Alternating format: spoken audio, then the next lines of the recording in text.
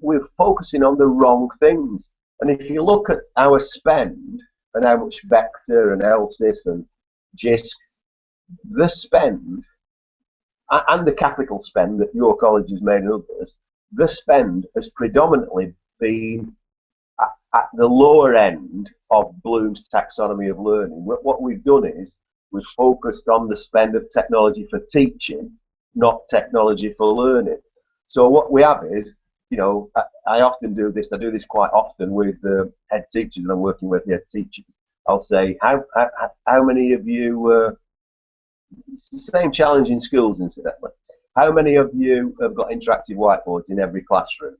And, you know, if you get a group of head teachers together in a room, usually a lot of them are male, particularly secondary, the testosterone levels go up, so that they're very keen to get their hands up in the air very quickly.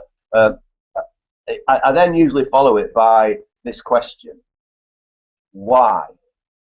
Why have you got interactive whiteboards in every classroom? And I kid you not, Martin, and I must have done it 30, 40 times this presentation, there is the silence that follows that question. Why? And eventually all will say, well, because it improves teaching and learning. And my follow-up question is, does it? How do you know? Because you and I both know, and you've heard me say this before, there's not one scrap of evidence anywhere in the world.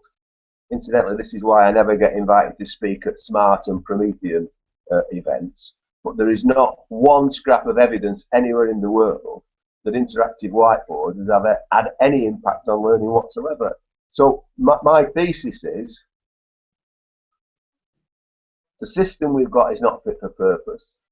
The FELTAG themes that we've identified are trying to loosen up the cultural inhibitors. We need to focus on our technology spend about technology for learning, and that in itself, rather than technology for teaching. And if we can use technology to empower and liberate learners, well, that demands a tremendous paradigm shift and skills and knowledge and understanding on behalf of the workforce.